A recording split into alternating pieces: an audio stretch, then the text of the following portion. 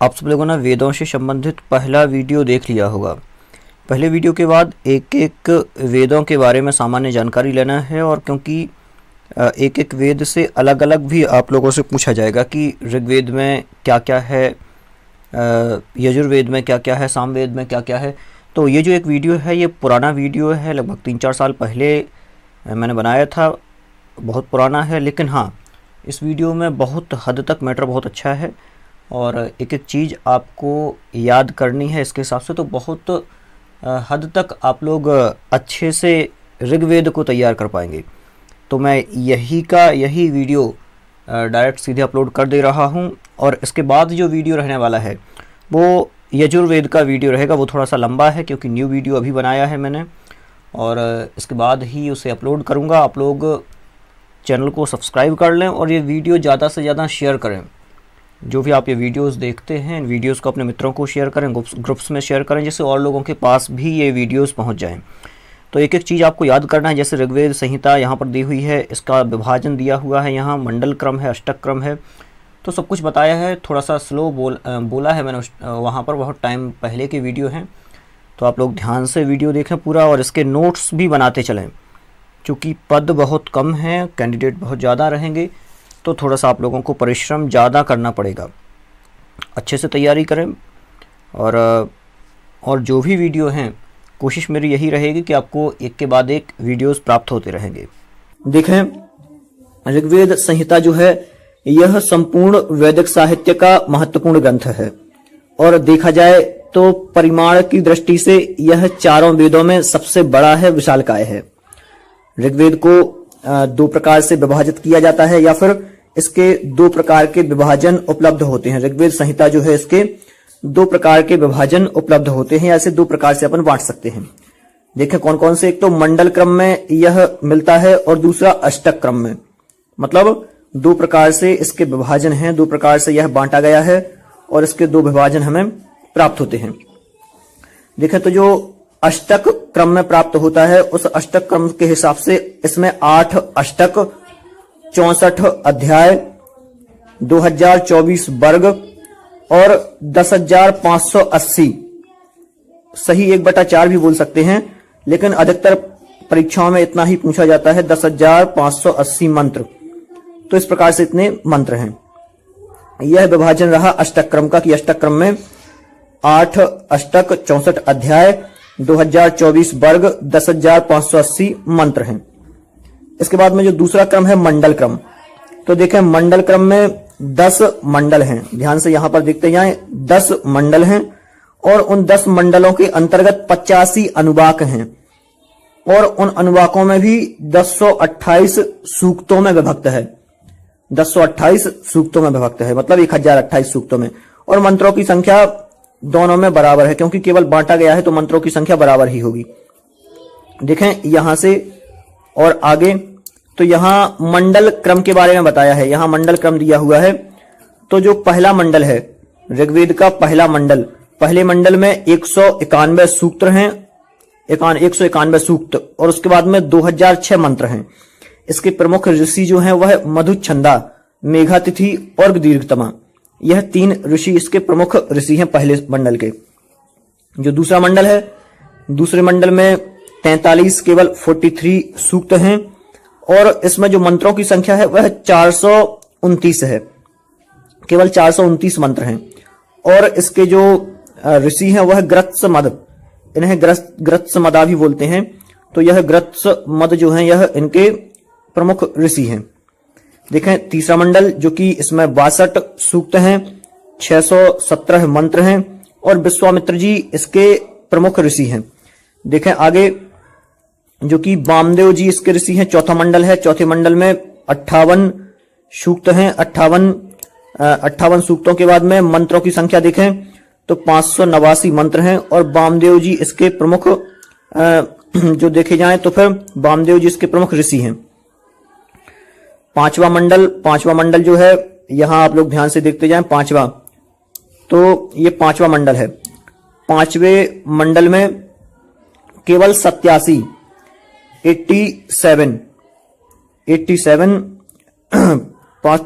जो पांचवा मंडल चल रहा था, पांचवें मंडल में 87 सूक्त हैं, और मंत्रों की संख्या 727 है। अत्रि इसके ऋषि हैं।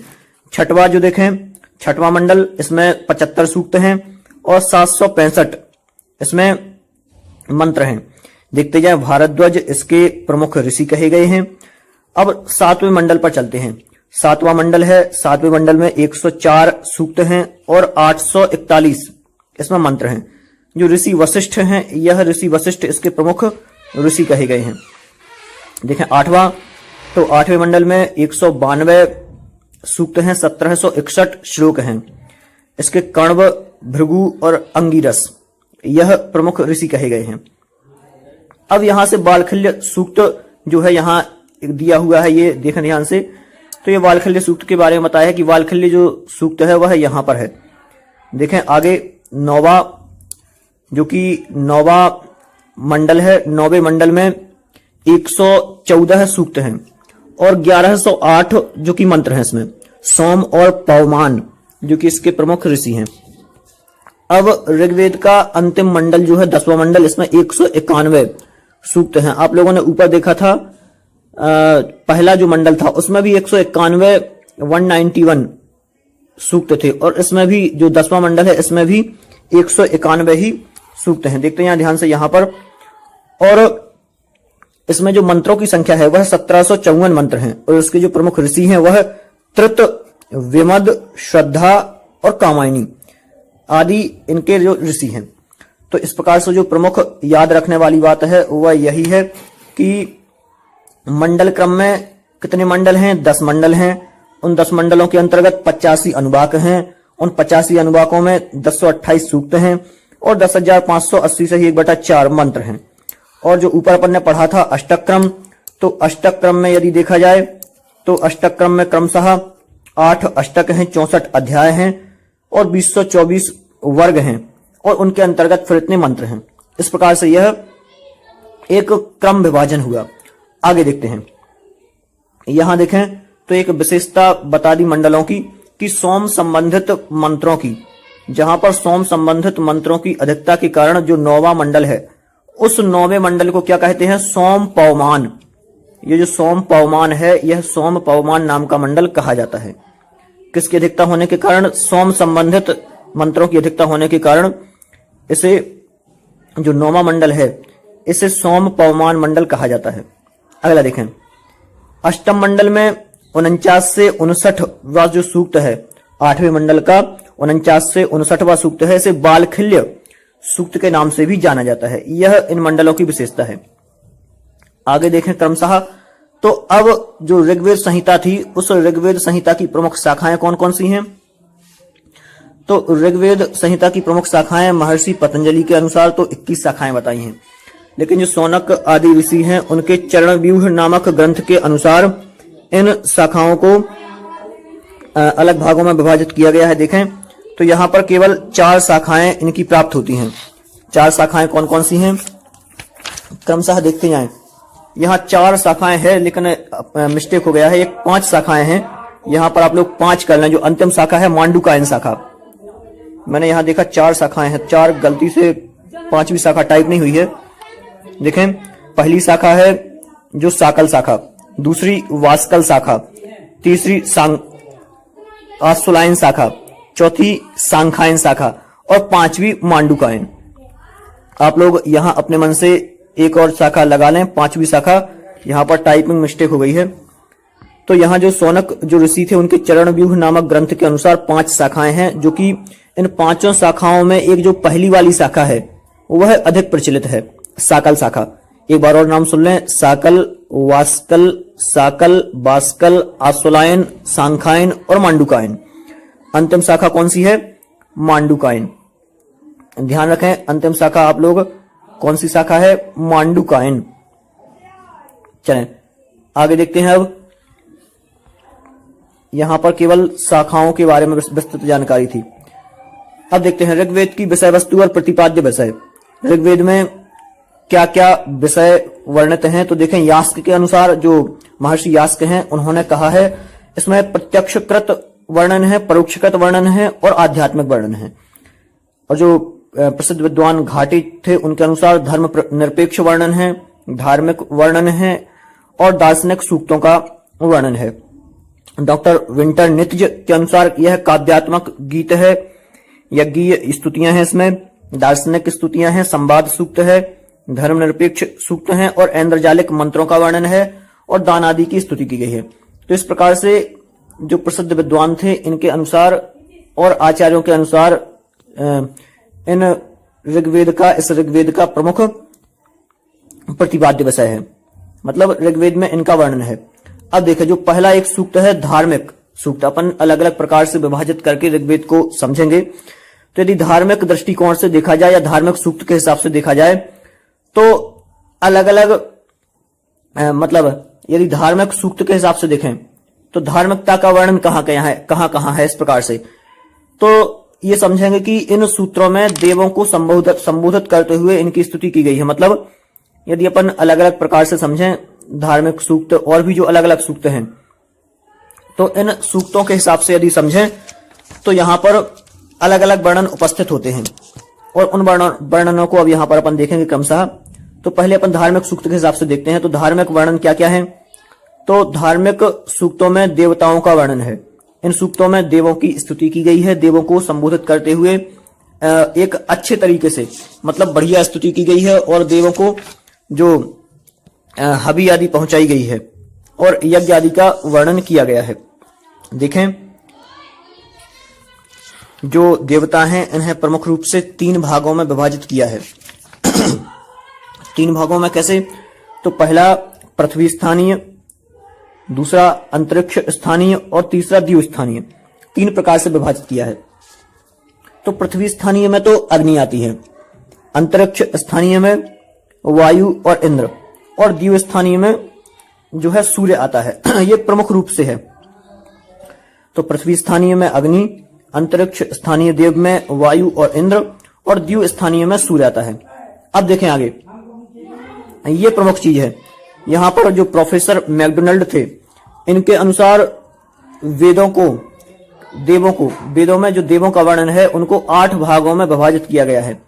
तो देखें, जो द्यू स्थानीय देव हैं, द्यू स्थानीय कौन कौन से हैं? एक तो द्यौ, दूसरा वरुण, मित्र, सूर्य, सवित्री, पूषण, विष्णु, विवस्वत, आदित्यगण, उषस और अश्विनी। तो इस प्रकार से यह तो थे द्यू स्थानीय। अब आगे देखा अंतरिक्ष स्थानीय की कोटि में किन्हें रखा? तो अंतरिक्ष स्थानीय में इंद्र, अपानपात, मातृश्वन, अहरबुद्ध, अज एकपात, रुद्र, मरुतगण, वायु, पर्जन्य और आप। इस प्रकार से अंतरिक्ष स्थानीय देवों में रखा है। अब देखें पृथ्वी स्थानीय देवता। तो पृथ्वी स्थानीय देवता में पृथ्वी, अग्नि, बृहस्पति, सोम और जो नदियां आदि हैं वह पृथ्वी स्थानीय देवता के अंतर्गत। अब चौथा अमूर्त देवता कौन कौन से हैं? तो इसके अंतर्गत प्रजापति, दूसरे विश्वकर्मा, तीसरे त्वष्टा, फिर मन्यु, अदिति और श्रद्धा, यह देवता आते हैं। अब देवियां कौन कौन सी हैं? अलग देवियों का भी विभाजन कर दिया कि देवियां भी हैं। तो उषस, वाक, सरस्वती और रात्रि देवियों का वर्णन है। अब देखें इंद्र आगे, और युगल देवता हैं। युगल देवता कौन कौन से हैं? तो इंद्राणी युगल हैं, इंद्र विष्णु युगल हैं, मित्रावरुणौ युगल हैं, अग्नि सोमौ यह भी युगल देवता हैं। अब देखें और देवगण कौन कौन से हैं? तो रुद्र, आदित्याह, विश्वदेवाह और वशवः, इस प्रकार से। तो यह है केवल देवगण। और अवर देव के नाम से भी हैं और अन्य देव कौन कौन से हैं? तो वो गंधर्व हैं, अप्सरस हैं और ऋभुगण। इस प्रकार से वह अवर देव की कोटि में आते हैं।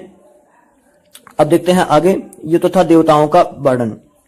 अब जो अगले सूक्त में विभाजित किया था वह है दार्शनिक सूक्त के हिसाब से देखें तो दार्शनिक सूक्त कौन कौन से यहां पर प्राप्त होते हैं? तो दार्शनिक सूक्तों में एक तो नासदीय सूक्त, देखते हैं यहां क्रम से दार्शनिक सूक्तों में नासदीय सूक्त, फिर हिरण्यगर्भ सूक्त, पुरुष सूक्त और वाक सूक्त। अब दार्शनिक सूक्तों में कैसे विभाजित किया, तो जहां पर दार्शनिक तत्वों का विवेचन हो, जिन जिन सूक्तों में दार्शनिक तत्वों का विवेचन होता है वह दार्शनिक सूक्त के हिसाब से माने जाएंगे और इन्हें यहां अलग कर दिया दार्शनिक सूक्तों को। तो दार्शनिक सूक्तों में नासदीय सूक्त, यह 10वें मंडल के 129वें सूक्त में, तो ये इस 10वें मंडल के 129वें सूक्त को नासदीय सूक्त कहा जाता है। हिरण्यगर्भ सूक्त इसी प्रकार से 10वें मंडल का 131वां सूक्त, पुरुष सूक्त 10वें मंडल का 90वां सूक्त, और फिर अगला है वाक सूक्त। आगे देखें लौकिक सूक्त कौन कौन से हैं, तो लौकिक सूक्त जिनमें लौकिक वर्णन हो, मतलब लौकिक वर्णन कैसा, दिनचर्याओं का वर्णन, लौकिक दिनचर्याओं का वर्णन जिनमें हो वह लौकिक सूक्त कहलाते हैं। तो लौकिक सूक्त ऋग्वेद संहिता में कौन कौन से हैं, तो देखें विवाह के सुंदर कवित्व में विधि से संबद्ध सूक्त, मतलब विवाह आदि का सुंदर वर्णन है और कवित्व रूप में प्रस्तुत किया गया है। तो यह 10वें मंडल के 85वें सूक्त से देखें। आगे राजा की प्रशस्ति, तो यह 10वें मंडल का 73वां सूक्त है। मनः आवर्त सूक्त भी इसी से संबंधित है, जो कि 10वें मंडल का 58वां सूक्त है। अब लौकिक वर्णन और क्या क्या है, तो अक्ष सूक्त में लौकिक वर्णन है। इस अक्ष सूक्त में ये अक्ष सूक्त एक तो 10वें मंडल का 34वां सूक्त है, यह भी एक लौकिक वर्णन है। और शरीर के विभिन्न अंगों का वैज्ञानिक विवरण अक्ष सूक्त में अलग वर्णन है और ये अलग है। तो यहां पर शरीर के विभिन्न अंगों का वैज्ञानिक विवरण 10वें मंडल के 163वें सूक्त में है, केवल लौकिक बातों का वर्णन इसमें है। और यह जो अगला सूक्त है सपतघ्न सूक्त, इसमें भी यही लौकिक वर्णन है, 10वें मंडल का 166वां सूक्त। व्याधि हरण उपाय 10वें मंडल के 61वें सूक्त में है। औषधि सूक्त है, औषधियों का वर्णन है 10वें मंडल के 97वें सूक्त में। और मंडूक सूक्त। तो इस प्रकार से यह सूक्त जो है इनमें केवल लौकिक वर्णन प्राप्त होता है। अब देखें यहां केवल हमने इस प्रकार से समझा कि एक तो लौकिक वर्णन समझ लिए और दार्शनिक वर्णन समझ लिए। लौकिक वर्णन और दार्शनिक वर्णन के बाद अब देखते हैं क्रमशः, तो यहां पर एक केवल जनरल इंफॉर्मेशन है। एक तो प्रथम मंत्र, ऋग्वेद संहिता का प्रथम मंत्र क्या है, अग्नि मीले पुरोहितम, अग्नि मीले पुरोहितम। और अंतिम मंत्र कौन सा है, तो समानी वह आकुति, यह अंतिम मंत्र है। महिला ऋषिकाएं कितनी हैं, तो कुल 21 महिला ऋषिकाएं हैं। महिला ऋषिकाओं का वर्णन 21 का किया गया है, जिसमें लोपामुद्रा, शर्मा, यमी, नदी, सूर्या और वशी, इंद्राणी, इस प्रकार से। अब देखें अब यहां पर समय निर्देशित किया गया है कि ऋग्वेद का जो समय है वह समय क्या माना जाए। ऋग्वेद का समय क्या माना जाए, तो प्रमुख आचार्यों ने अलग अलग प्रकार से समय बताया है। यहां जो स्वामी विवेकानंद जी थे, दयानंद जी, तो स्वामी दयानंद सरस्वती जी ने सृष्टि के आरंभ से बताया है। दीनानाथ शास्त्री ने दीनानाथ शास्त्री जो चुलेट थे, चुलेट नाम से प्रसिद्ध थे, इन्होंने 3 लाख वर्ष पूर्व बताया है। अविनाश चंद्र दास जी थे, उन्होंने 25,000 ईसा पूर्व बताया है। नारायण भवनराम पाओगी जो थे, उन्होंने 7,000 ईसा पूर्व बताया है। बाल गंगाधर तिलक जी ने 6,000 ईसा पूर्व बताया है। Doctor R.G. भंडारकर, इन्होंने 6,000 ईसा पूर्व बताया है। याकोबी जी जो थे, इन्होंने 4500 से 2500 ईसा पूर्व बताया है। और विंटरनित्ज, इन्होंने इन पाश्चात्य विद्वानों ने 2500 ईसा पूर्व बताया है। मैक्स मूलर जो थे, इन्होंने 1200 ईसा पूर्व बताया है। इस प्रकार से यह वर्णन प्राप्त होते हैं। अभी इसके पहले हमने यहां पर प्रमुख सूक्तों के बारे में पढ़ रहे थे। अब देखते हैं जो अगला सूक्त है, एक प्रमुख सूक्त है संवाद सूक्त। तो अब यहां पर संवाद सूक्त के बारे में देखते हैं। संवाद सूक्त में कथोपकथन की प्रधानता होती है, मतलब केवल संवाद रहता है, किन्हीं का भी 2 लोगों का संवाद होता है। संवाद नाम से ही आपको समझ जाना है कि संवाद सूक्त, लगभग यह 20 सूक्तों में संवाद सूक्त माना गया है। मतलब संवाद सूक्त जो है 20 सूक्त में प्राप्त होता है। और इसका दूसरा नाम जो है वह आख्यान सूक्त भी है। इसे आख्यान सूक्त के नाम से भी जाना जाता है, मतलब आख्यान सूक्त से भी अपन जान सकते हैं और यह ऋग्वेद का प्रमुख है। आप लोग परीक्षा की दृष्टि से भी इसे बहुत महत्वपूर्ण समझें और यह हमेशा प्रतियोगी परीक्षाओं में पूछा जाता है। देखें आख्यान सूक्त से तो इंद्र मरुत संवाद, मतलब इंद्र का और मरुत का संवाद, जो कि पहले मंडल में 165 से 170 वे सूक्त में प्राप्त होता है। और अगस्त्य और लोपामुद्रा, इनका संवाद पहले मंडल के 179 वे सूक्त में इनका वर्णन प्राप्त होता है।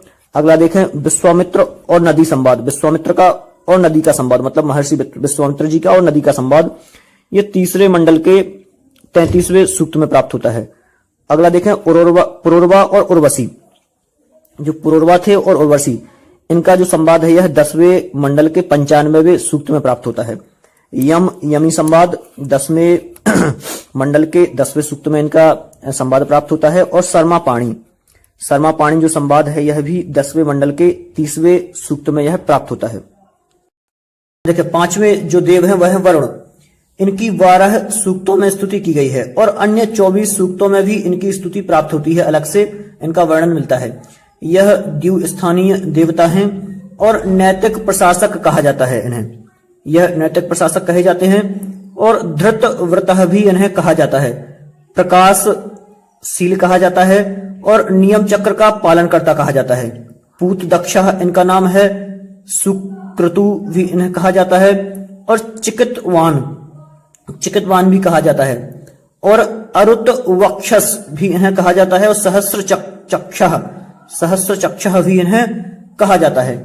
यह सज्जनों का वर्णन करता है और मूर्त जल से लोक को आवृत करता है, पापियों को बंधन से मुक्त करता है। देखते जाएं क्रमशः, पापियों को बंधन से आवृत करता है और संसार के अंधकार को अलग करता है। इस प्रकार से जो अगले हैं वह है सविता, इनकी 11 सूक्तों में स्तुति की गई है। यह भी द्विस्थानीय देवता है।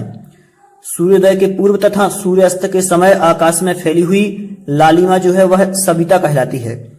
और शौर देवता में एक विष्णु, सविता, सूर्य, पुषण और मित्र, इस प्रकार से इनके नाम भी हैं। इन्हें पुषण, मित्र आदि भी कहा जाता है। आगे देखें कार्य इनके क्या है, तो प्रकृति की उत्पादक प्रेरक, यह प्रकृति की उत्पादक है, प्रेरक है, नियामक है और संसार का अधिपति भी इसे कहा जाता है।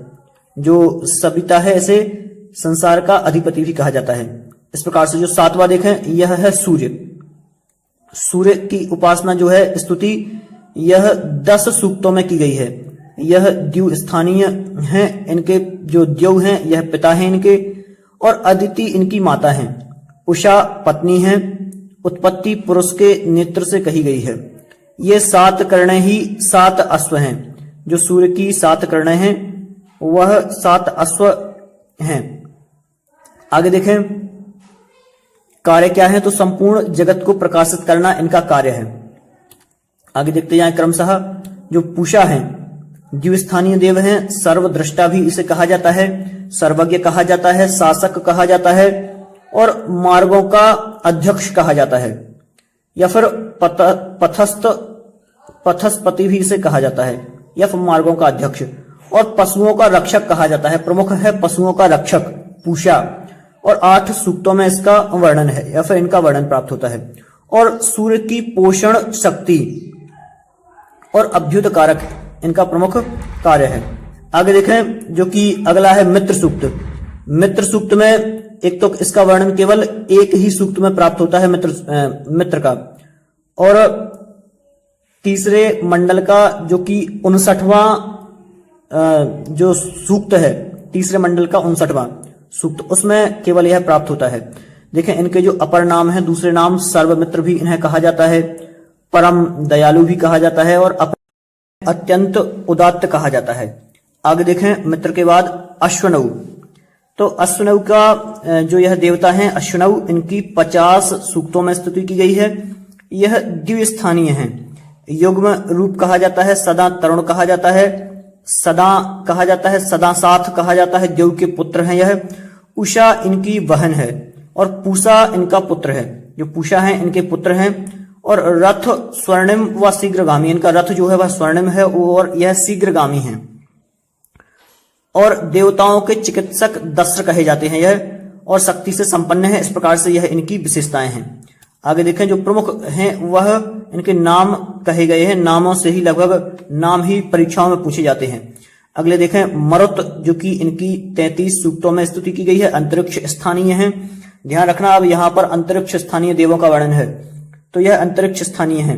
और देव समूह रुद्रपिता और प्रश्नी माता, मतलब इनका देव समूह जो कि है और रुद्र इनके पिता हैं और प्रश्नी इनकी माता हैं और रेदसी इनकी पत्नी हैं। बाघ प्रिय पनस्यु भी इन्हें कहा जाता है और अरविण्य भी कहा जाता है और त्वेष भी इन्हें कहा जाता है, इस प्रकार से। और इनका मुख्य कार्य क्या है? तो इनका मुख्य कार्य वर्षा करना है और वायु का प्रतिनिधि भी कहा जाता है और झंझावात का देवता कहा जाता है, युद्ध का देवता भी कहा जाता है और प्राणों का देवता भी कहा जाता है, इस प्रकार से। आगे देखें, जो 12वें नंबर के हैं वह है रुद्र। रुद्र की 3 सूक्तों में केवल स्तुति की गई है। यह भी अंतरिक्ष स्थानीय देव हैं जो कि प्रमुख है, यही परीक्षाओं में पूछा जाता है। और यह मरुत के पिता हैं। इन्हें बभ्रू वर्णी कहा जाता है, श्वेत वर्णी कहा जाता है और पशुप कहा जाता है और प्रकृति के संहारक और विध्वंसक भी यह कहे जाते हैं। इस प्रकार से इन्हें भयावह देव कहा जाता है और भय निवारक हेतु इनकी इसलिए भय निवारण करने के लिए और रक्षा हेतु इनकी स्तुति की जाती है। अगला देखें, अंतिम जो कि सोम है। सोम का वर्णन संपूर्ण 9वें मंडल में प्राप्त होता है। यह पृथ्वी स्थानीय और द्यू स्थानीय दोनों कहे जाते हैं। सोमलता मंजूवान पर्वत पर उत्पन्न कहा जाता है। सुमेधा, स्वाध्य, वरिबोवित्तर, उरुष्यव, ऋदुदरह, यह इनके अलग अलग नाम हैं। ऋदुदरह, स्वाध्याय, सुमेधा, यह इनके अलग अलग नाम हैं। इनका प्रमुख कार्य है रोग से मुक्ति। इनकी विशेषता यह है, रोग से मुक्ति के लिए इनकी उपासना की जाती है, आयु वृद्धि के लिए और दिव्य पौधों के लिए, आरोपण आदि के लिए भी, और शयन पक्षी लाया जाता है। दिव्य पौधे आरोपण के लिए भी और शयन पक्षी आदि लाया जाता है, इस प्रकार से यह। लेकिन इनकी प्रमुख विशेषता जो है वह है रोग से मुक्ति। रोग से मुक्ति इनकी प्रमुख विशेषता है और आयु में वृद्धि के लिए भी इनकी उपासना की जाती है। दोस्तों, इस प्रकार से यह देवताओं का जो अन्य परिचय था वह यहां पर अपन ने देखा। अब आगे देखते हैं, यहां ऋग्वेद की प्रमुख सूक्तियां देखते हैं, जो कि सबसे प्रमुख सूक्ति है कस्मै देवाय हविषा विधेम। इस प्रकार से यह जो सूक्ति है यह प्रमुख सूक्ति है और हमेशा परीक्षाओं में पूछी जाती है। कस्मै देवाय हविषा विधेम। पुरुष एवेदम सर्वम यद्भूतम यच्च वहव्यम, यह भी पूछी जाती है। यह एक 3 नंबर की सूक्ति जो है, चत्वारि श्रृंगाः त्रयोश्च पादो द्वे शीर्षे सप्त, इस प्रकार से यह भी पूछी जाती है। चौथी सूक्ति जो है, केवलाघो भवति केवल आदि, यह भी पूछी जाती है। नारते शांतस्य सख्याय देवः, यह भी पूछी जाती है। नावैस्तृणानि सख्यानि सन्ति, यह भी अधिकतर पूछी जाती है। और दशाश्याम पुत्राणाधेहि पतिमेकादशम क्रधि, यह भी पूछी जाती है। अंतिम जो सूक्ति है, कारुरहम ततो विष गोपल प्रक्षुणी नना, यह सूक्ति भी प्रमुख सूक्ति है और यह सूक्ति भी हमेशा पूछी जाती है। मित्रों, यह कुछ प्रमुख सूक्तियां हैं। आगे देखें, ऋग्वेदिक धर्म की प्रमुख विशेषताएं। जो ऋग्वेद